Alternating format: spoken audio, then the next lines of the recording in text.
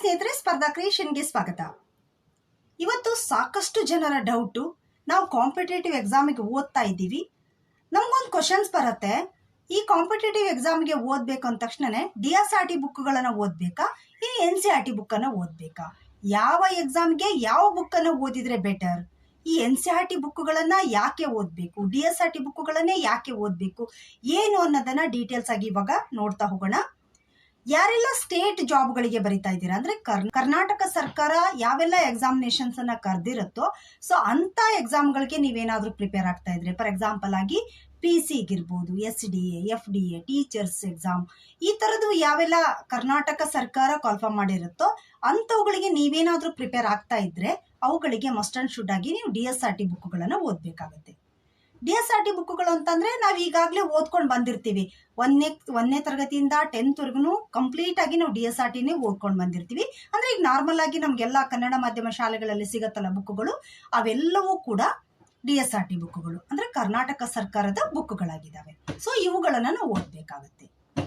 ಇನ್ನು central ಜಾಬ್ಗಳಿಗೆ prepare ಆಗ್ತಾ ಇದ್ದೀರಲ್ಲ, ಅಂದ್ರೆ ಫಾರ್ ಎಕ್ಸಾಂಪಲ್ ಆಗಿ UPSC ಪ್ರಿಪೇರ್ ಆಗ್ತಾ ಇರುವಂತವ್ರು, ಅಥವಾ NDA ಎಕ್ಸಾಮಿನೇಷನ್ಸ್ಗೆ, SSC ಎಕ್ಸಾಮಿನೇಷನ್ಸ್ಗೆ, ಬ್ಯಾಂಕ್ ಎಕ್ಸಾಮ್, ಈ ತರದ್ದು ಎಲ್ಲ ಸೆಂಟ್ರಲ್ ಜಾಬ್ಗಳಿಗೆ ಯಾರೆಲ್ಲ ಪ್ರಿಪೇರ್ ಆಗ್ತಾ ಇದ್ದೀರಲ್ವಾ ಅಂತವ್ರಿಗೆ ಫೌಂಡೇಶನ್ ಆಗಿ NCERT ಬುಕ್ಗಳನ್ನು ಓದ್ಕೋಬೇಕಾಗತ್ತೆ.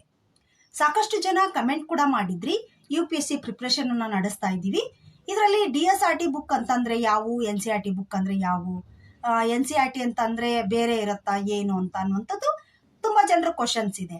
NCERT ಬುಕ್ ಅಂತಂದ್ರೆ ಹೇಳಿದ್ನಲ್ವಾ, ನ್ಯಾಷನಲ್ ಲೆವೆಲಿನ ಬುಕ್ಗಳಾಗಿರ್ತವೆ. ಇನ್ನ DSRT ಬುಕ್ಗಳು ಅಂತಂದ್ರೆ ನಾವು ಈಗಾಗಲೇ ಓದಿರ್ತೀವಲ್ವಾ, 10th ವರೆಗೂ ಓದಿರುವಂತ ಎಲ್ಲ ಬುಕ್ಗಳು ಕನ್ನಡ ಮೀಡಿಯಂ ಅಲ್ಲಿ ಏನಿರ್ತಾವಲ್ಲ, ಅಂದ್ರೆ ಕರ್ನಾಟಕ ಶಿಕ್ಷಣ ಇಲಾಖೆಯಿಂದ ಯಾವೆಲ್ಲ ಬಿಡುಗಡೆ ಆಗಿರ್ತಾವಲ್ಲ ಬುಕ್ಗಳು, ಅವೆಲ್ಲವೂ ಕೂಡ ಏನು DSRT ಬುಕ್ಗಳು. ಈ ಬುಕ್ಗಳನ್ನ ನೀವು ಯಾವುದೇ ಸ್ಟೇಟ್ ಎಕ್ಸಾಮ್ಗೆ ಪ್ರಿಪೇರ್ ಆಗ್ತಾ ಇದ್ದೀರಿ ಅಂತಂದ್ರೆ ಅದೇ ಬುಕ್ಗಳನ್ನ ಓದ್ಕೊಳ್ಳಿ. ಅಥವಾ ಸೆಂಟ್ರಲ್ ಜಾಬಿಗೆ ಏನಾದ್ರೂ ಪ್ರಿಪೇರ್ ಆಗ್ತಾ ಇದ್ದೀನಿ ಅಂತಂದ್ರೆ ಅದಕ್ಕೆ NCERT ಬುಕ್ಗಳನ್ನ ಓದ್ಕೊಳ್ಳಿ. ಯಾಕೆ ಇವೇ ಬುಕ್ಗಳನ್ನ ಈ ಎಕ್ಸಾಮ್ಗೆ ಓದ್ಕೋಬೇಕು ಅಂತ ಹೇಳ್ತಾ ಇದ್ದೀನಿ ಅಂತಂದ್ರೆ, ಸಾಕಷ್ಟು ಕ್ವಶನ್ಸ್ಗಳು ಬರುವಂತದ್ದು. ನಮ್ಗೆ ಸಾಕಷ್ಟು ಕಾಂಪಿಟೇಟಿವ್ ಎಕ್ಸಾಮ್ ಅನ್ನ ನೋಡಿರ್ತೀವಿ, ಅದರಲ್ಲಿ ಕೆಲವೊಂದಿಷ್ಟು ಈಸಿ ಕ್ವಶನ್ಗಳು ಬಂದಿರ್ತವೆ, ಕೆಲವೊಂದಿಷ್ಟು ಡಿಫಿಕಲ್ಟ್ ಆದಂತ ಕ್ವಶನ್ಗಳು ಬಂದಿರ್ತವೆ, ಕೆಲವೊಂದಿಷ್ಟು ನಮಗೆ ಗೊತ್ತೇ ಇರಲ್ಲ. ಸೊ ಅಂತ ಕ್ವಶನ್ಸ್ಗಳು ಬಂದಿರತ್ತೆ. ಆ ಟೈಮಲ್ಲಿ ನಾವು ಅನ್ಕೊಳ್ತೀವಿ, ಇವೆಲ್ಲ ಈ ಕ್ವಶನ್ಸ್ಗಳನ್ನ ಎಲ್ಲಿ ತೆಗ್ದಿದ್ದಾರೆ, ಯಾವ ಬೇಸ್ ಮೇಲೆ ಕ್ವಶನ್ ಅನ್ನ ತೆಗಿತಾ ಇದ್ದಾರೆ, ಕಾಂಪಿಟೇಟಿವ್ ಎಕ್ಸಾಮ್ ಅಲ್ಲಿ ಸೆಂಟ್ರಲ್ ಅಥವಾ ಸ್ಟೇಟ್ ಎರಡರಲ್ಲೂ ಕೂಡ ಯಾವ ಬೇಸ್ ಮೇಲೆ ಕ್ವಶನ್ ಅನ್ನ ಕೇಳ್ತಾ ಇದ್ದಾರೆ ಏನು ಅನ್ನುವಂಥದ್ದು ಒಂದು ಮೈಂಡ್ ಅಲ್ಲಿ ಕ್ವಶನ್ ಬಂದೇ ಬಂದಿರತ್ತೆ. ಇವಕ್ಕೆಲ್ಲದಕ್ಕೂ ಮೂಲ ಕಾರಣ ಅಂತಂದ್ರೆ ಈ ಬೇಸಿಕ್ ಬುಕ್ಗಳು, NCERT ಮತ್ತೆ DSRT ಬುಕ್ಗಳು. ಸೊ ಅದಕ್ಕೋಸ್ಕರ ನಾವು ಯಾವ ಎಕ್ಸಾಮಿಗೆ ಪ್ರಿಪೇರ್ ಆಗ್ತಾ ಇದೀವೋ ಅದಕ್ಕೆ ಸಂಬಂಧಪಟ್ಟಾಗೆ ಅದೇ ಬುಕ್ಗಳನ್ನು ಓದ್ಕೋಬೇಕಾಗತ್ತೆ. ಸಾಕಷ್ಟು ಜನ ಕೇಳ್ತಾ ಇದ್ರಿ, ನಾನು ಕನ್ನಡ ಮೀಡಿಯಂದಲ್ಲಿ ಪ್ರಿಪೇರ್ ಆಗ್ತಾ ಇದ್ದೀನಿ UPSCಗೆ, ಸೊ DSRT ಬುಕ್ಗಳನ್ನು ಓದಿದ್ರೆ ಸಾಕಾ ಅಂತ ಹೇಳಿ. ಬಟ್ ನನ್ನ ಪರ್ಸನಲ್ ಸಜೆಷನ್, NCERT ಬುಕ್ಗಳನ್ನ ಓದ್ಕೊಂಡು, DSRT ಓದ್ಬೇಡಿ ಅಂತ ಹೇಳ್ತಾ ಇಲ್ಲ, ಓದ್ಕೊಳ್ಳಿ, ಬಟ್ NCERT ಬುಕ್ಗಳನ್ನ ನೀವು ಓದ್ಕೊಂಡ್ಬಿಟ್ಟು ಕನ್ನಡದಲ್ಲಿ ನೋಟ್ಸ್ ಮಾಡಿ ಎತ್ತಿಟ್ಕೊಳ್ಳಿ. ಆ ತರ ಮಾಡಿ ಇಟ್ಕೊಂಡ್ರೆ ಬೆಟರ್. ಇನ್ನ NCERT ಬುಕ್ಗಳು ಕನ್ನಡ ಮೀಡಿಯಂನಲ್ಲಿ ಸಿಗಲ್ವಾ ಅಂತ ಸಾಕಷ್ಟು ಜನ ಕೇಳಿದ್ದೀರಾ. ಸೊ ಅದಕ್ಕೆ ಹೇಳೋದಾದ್ರೆ, ಸಂಪೂರ್ಣವಾಗಿ ಎಲ್ಲಾ ಸಬ್ಜೆಕ್ಟಿಗೆ ಸಂಬಂಧಪಟ್ಟಾಗೆ ಎಲ್ಲಾ ಸಬ್ಜೆಕ್ಟು ಕೂಡ ಕನ್ನಡ ಮೀಡಿಯಂನಲ್ಲಿ NCERT ಬುಕ್ಗಳು ಸಿಗಲ್ಲ. ಬಟ್ ಭಾಷಾಂತರ ಮಾಡಿದಂಥವು ಕೆಲವೊಂದಿಷ್ಟು ಆಥರ್ಸ್ ಭಾಷಾಂತರ ಮಾಡಿರ್ತಾರೆ, ಸೊ ಅವುಗಳು ಸಿಗ್ತವೆ ನಿಮ್ಗೆ. ಬಟ್ ಶಿಕ್ಷಣ ಇಲಾಖೆಯಿಂದ ನಿಮ್ಗೆ ಸಿಗುವಂತ ಬುಕ್ಗಳು ಅಂತ ಅಂದ್ರೆ ಸೈನ್ಸ್ ಬುಕ್ಗಳು ಮಾತ್ರ. ಈಗ ಸೈನ್ಸ್ ಪ್ರೈಮರಿ ಮತ್ತೆ ಹೈಸ್ಕೂಲ್ ಬುಕ್ಗಳು ಏನೆಲ್ಲ ಇದಾವಲ್ವಾ, ಅವೆಲ್ಲವೂ ಕೂಡ NCERT ಬುಕ್ಗಳೇ. ಸೊ ಅವು ಮಾತ್ರ ನಿಮ್ಗೆ ಏನಾಗ್ತವೆ, ಕನ್ನಡ ಮೀಡಿಯಂನಲ್ಲಿ NCERT ಬುಕ್ಗಳು ಸಿಗ್ತವೆ. ಇನ್ನು ಉಳಿದಂತ ಬುಕ್ಗಳು ಎಲ್ಲವೂ ಕೂಡ DSRT ಯಲ್ಲೇ ಸಿಗುವಂಥದ್ದು. NCERT ಬೇಕು ಅಂತಂದ್ರೆ ನೀವು NCERT ಅನ್ನ ಓದ್ಕೊಂಡೆ ನಿಮ್ದೇ ಆದಂತ ನೋಟ್ಸ್ ಅನ್ನ, ನೀವು ಕನ್ನಡದಲ್ಲಿ ಬೇಕಾದ್ರೆ ನೋಟ್ಸ್ ಅನ್ನ ಮಾಡಿ ಎತ್ತಿಟ್ಕೋಬೇಕು, ಮುಂದೆ ನಿಮಗೆ ಓದ್ಲಿಕ್ಕೆ ಯೂಸ್ ಆಗುತ್ತೆ. ಸೊ ಹಾಗಾಗಿ ಇವಾಗ UPSC ಪ್ರಿಪೇರ್ ಆಗ್ತಾ ಇದ್ದೀರಿ ಅಂತಂದ್ರೆ ಮಸ್ಟ್ ಅಂಡ್ ಶುಡ್ ಆಗಿ ನೀವೇನ್ ಮಾಡ್ಬೇಕು, NCERT ಬುಕ್ಗಳನ್ನ ಓದ್ಲೇಬೇಕು. NCERT ಅನ್ನ ಸ್ಕಿಪ್ ಮಾಡುವಂತಿಲ್ಲ, ಸಂಪೂರ್ಣವಾಗಿ NCERT ಅನ್ನ ಓದ್ಲೇಬೇಕು. ಯಾಕೆ ಇದನ್ನ ಹೇಳ್ತಾ ಇದ್ದೀನಿ ಅಂತ ಹೇಳಿದ್ರೆ, ಸೆಂಟ್ರಲ್ ಜಾಬಿಗಾಗಿರ್ಬೋದು ಅಥವಾ ಸ್ಟೇಟ್ ಜಾಬಿಗಾಗಿರ್ಬೋದು ಒಂದು 25 ಇಂದ 30% ಅಷ್ಟು ಕ್ವಶನ್ಸ್ಗಳು ಈ ಬೇಸಿಕ್ ಬುಕ್ಗಳಿಂದನೇ ಬರುವಂತದ್ದು.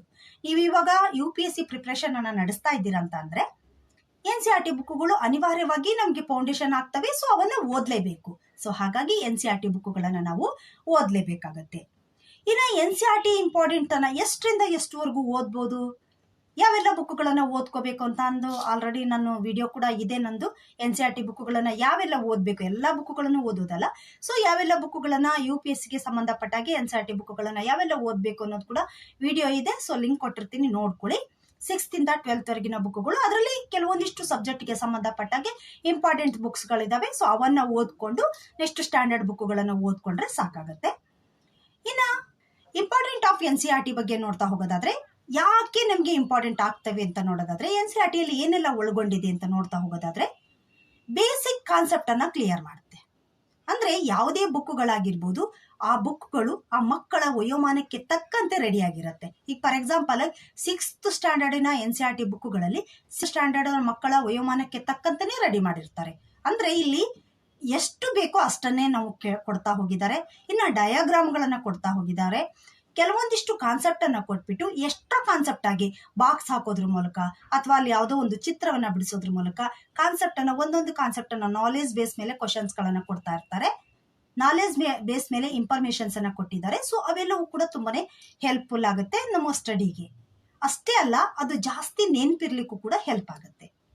ಇನ್ನ ಈ NCERT ಬುಕ್ಗಳಲ್ಲಿ ಡಯಾಗ್ರಾಮ್ಗಳನ್ನ ಒಳಗೊಂಡಿದೆ. ಅಂದ್ರೆ ಫಾರ್ ಎಕ್ಸಾಂಪಲ್ ಆಗಿ ಇವಾಗ ಎಕನಾಮಿಗೆ ಸಂಬಂಧಪಟ್ಟಾಗೆ ಬಂದ್ರೆ ಅಲ್ಲಿ ಡಯಾಗ್ರಾಮ್ಗಳನ್ನ, ಚಾರ್ಟ್ಗಳನ್ನ ಹಾಕೋದ್ರ ಮೂಲಕ ಕೊಟ್ಟಿದ್ದಾರೆ. ಸೊ ಇದು ತುಂಬಾನೇ ಯೂಸ್ಫುಲ್ ಆಗುತ್ತೆ. ಅಂದ್ರೆ ನಮಗೆ ನೆನಪಿರ್ಲಿಕ್ಕೆ ಹೆಲ್ಪ್ ಆಗುತ್ತೆ. ಇನ್ನು ಚಿತ್ರಗಳ ಮುಖಾಂತರ ಎಕ್ಸ್ಪ್ಲನೇಷನ್ ಅನ್ನ ಮಾಡಿದ್ದಾರೆ. ಸೊ ಅದು ಕೂಡ ನಮಗೆ ಹೆಲ್ಪ್ ಆಗುತ್ತೆ. ಅಂದ್ರೆ ಚಿತ್ರಗಳನ್ನ ನೋಡಿ ಓದೋದ್ರಿಂದ ಜಾಸ್ತಿ ದಿನದವರೆಗೂ ನೆನಪಿರುತ್ತೆ.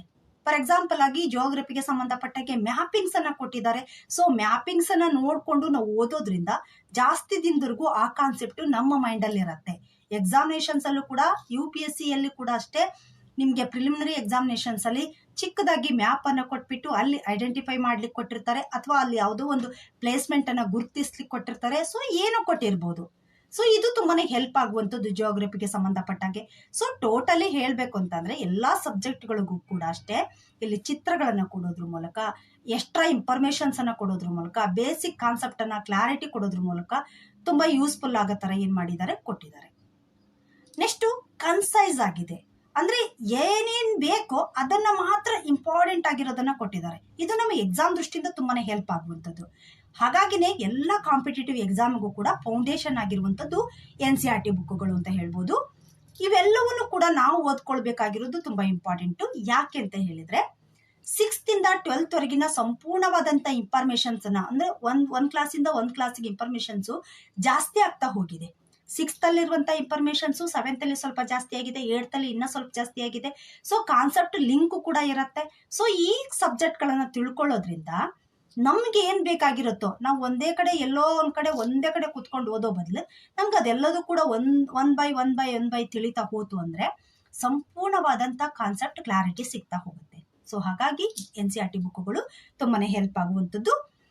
ನೆಕ್ಸ್ಟ್ NCERT ಬುಕ್ಗಳಿಂದ ನಮಗೆ ಅಟ್ಲೀಸ್ಟ್ ಒಂದು 25 ಇಂದ 30% ಅಷ್ಟು ಕ್ವಶನ್ಸ್ಗಳು ಇದೇ ಬೇಸ್ ಮೇಲೆ ಸೆಂಟ್ರಲ್ ಜಾಬ್ಗಳಲ್ಲಿ ಕೇಳ್ತಾ ಇರುವಂಥದ್ದು. ಸೊ ಹಾಗಾಗಿ ಬೇಕಾಗುತ್ತೆ. ಇನ್ನು ಕರೆಂಟ್ ಅಫೇರ್ಸ್ಗೆ ಸಂಬಂಧಪಟ್ಟಾಗೆ, ಕರೆಂಟ್ ಅಫೇರ್ಸ್ ಕೂಡ ಈ ಬೇಸಿಕ್ ನಾಲೆಜ್ ಅನ್ನ ಒಳಗೊಂಡಿರುವಂತದ್ದೇ ಅಂತ ಹೇಳ್ಬೋದು. ಅಂದ್ರೆ ಕರೆಂಟ್ ಅಫೇರ್ಸಿನ ಬೇರು ಕೂಡ ಏನಾಗಿರುತ್ತೆ, ಬೇಸಿಕ್ ಬುಕ್ಗಳಿಂದನೇ ಅಳವಡಿಕೆ ಆಗಿರುತ್ತೆ. ಯಾವ ತರ ಅಂತ ಹೇಳೋದಾದ್ರೆ, ಫಾರ್ ಎಕ್ಸಾಂಪಲ್ ಆಗಿ ಈಗ ಎಕನಾಮಿ ತಗೊಳ್ಳಿ. ಎಕನಾಮಿ ತಗೊಂಡಾಗ GDP, ಈ ವರ್ಷದ GDP ಎಷ್ಟು, GDP ಹೋದ ವರ್ಷಕ್ಕೂ ಈ ವರ್ಷಕ್ಕೂ ಎಷ್ಟು ಗ್ರೋತ್ ಆಯ್ತು ಅಥವಾ ಕಮ್ಮಿ ಆಯ್ತಾ ಏನು ಅನ್ನುವಂಥದ್ದು ನಾವು ಓದ್ಕೋಬೇಕಾಗತ್ತೆ. ಇದು ಎಕ್ಸಾಮ್ ದೃಷ್ಟಿಯಿಂದ.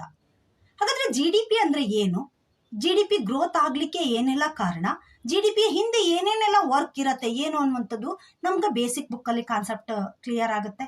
ಸೊ ಅದನ್ನ ತಿಳ್ಕೊಂಡಿದ್ವಿ ಅಂತಂದ್ರೆ ಈ GDP ಬಗ್ಗೆ ನಾವು ಕ್ಲಿಯರ್ ಆಗಿ ಗೊತ್ತಾಗ್ಬಿಡತ್ತೆ. ಇಲ್ಲ ಅಂದ್ರೆ ಏನಾಗ್ಬಿಡತ್ತೆ, ನಾವು ಅದನ್ನ ಬಾಯಟ್ ಹಾಕ್ಬೇಕಾಗತ್ತೆ. GDP ಈ ವರ್ಷ ಇಷ್ಟಿತ್ತು, ಹೋದ ವರ್ಷ ಇಷ್ಟು, ಹೀಗೆ ಅಂತ ಅನ್ಕೋಬೇಕಾಗತ್ತೆ. ಬಟ್ ಕಾನ್ಸೆಪ್ಟ್ ಕ್ಲಾರಿಟಿ ಇಟ್ಕೊಂಡ್ಬಿಟ್ಟು ಓದ್ಕೊಂಡ್ವಿ ಅಂದ್ರೆ ಜಾಸ್ತಿ ದಿನದವರೆಗೂ ನೆನಪಿರುತ್ತೆ. ಇನ್ನು ಜಿಯೋಗ್ರಫಿಗೆ ಸಂಬಂಧಪಟ್ಟಾಗೆ ಇವಾಗ ಮ್ಯಾಪಿಂಗ್ ಇಟ್ಕೊಂಡ್ಬಿಟ್ಟು ನಾವು ನೀಟಾಗಿ ಓದ್ಕೊಂಡಿರ್ತೀವಿ. ಎಲ್ಲವನ್ನು ಓದ್ಕೊಂಡಾಗ ಯಾವುದೋ ಒಂದು ಏರಿಯಾದಲ್ಲಿ ಸುನಾಮಿ ನಡೀತಿರತ್ತೆ. ಸೊ ಈ ಸುನಾಮಿ ನಡೆದಿರುವಂತ ಪ್ಲೇಸ್ ಇದು ಅಂತ ನಮಗೆ ಇವತ್ತಿನ ಕರೆಂಟ್ ನ್ಯೂಸ್.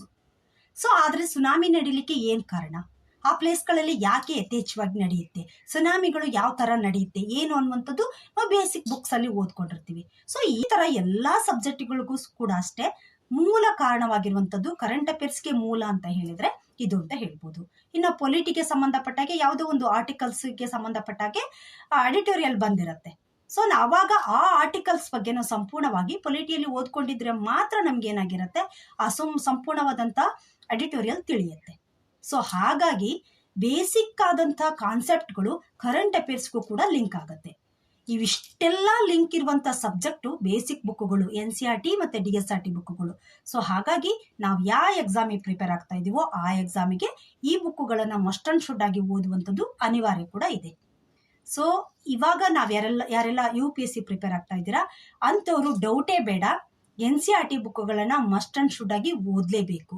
NCERT ಬುಕ್ಕನ್ನು ಸ್ಕಿಪ್ ಮಾಡುವಂತಿಲ್ಲ. ಇವಾಗ ನೀವು ಸೆಂಟ್ರಲ್ ಜಾಬಿಗೆ ಪ್ರಿಪೇರ್ ಆಗ್ತಾ ಇದ್ದೀರಾ ಅಥವಾ ಸ್ಟೇಟ್ ಜಾಬಿಗೆ ಪ್ರಿಪೇರ್ ಆಗ್ತಾ ಇದ್ದೀರಾ, ಅದು ನಿಮಗೆ ಬಿಟ್ಟಿರುವಂಥದ್ದು. ಆ ಥರ ನೋಡ್ಕೊಂಡ್ಬಿಟ್ಟು ರೆಡಿಯಾಗಿ. ಬಟ್ ಇವಾಗ ಯಾರೆಲ್ಲ UPSC ಪ್ರಿಪೇರ್ ಆಗ್ತಾ ಇದ್ದೀರಾ ಅಂಥವ್ರಿಗೆ ಹೇಳುವಂಥದ್ದು, ನೀವು ಮಸ್ಟ್ ಅಂಡ್ ಶುಡ್ ಆಗಿ NCERT ಬುಕ್ಗಳನ್ನು ಮಸ್ಟ್ ಅಂಡ್ ಶುಡ್ ಆಗಿ ಓದಲೇಬೇಕು. ನೀವು ಕನ್ನಡ ಮೀಡಿಯಮಲ್ಲಿ ಬರೀತೀರಾ ಅಥವಾ ಇಂಗ್ಲೀಷ್ ಮೀಡಿಯಮಲ್ಲಿ ಬರೀತೀರಾ ಅದು ನಿಮಗೆ ಬಿಟ್ಟಿರುವಂಥದ್ದು. ನೀವು ಕನ್ನಡ ಮೀಡಿಯಮಲ್ಲಾದರೂ ಬರೀರಿ ಅಥವಾ ಇಂಗ್ಲೀಷ್ ಮೀಡಿಯಮಲ್ಲಾದರೂ ಬರೀರಿ, ಬಟ್ NCERT ಬುಕ್ಕನ್ನು ಸ್ಕಿಪ್ ಮಾಡುವಂತಿಲ್ಲ.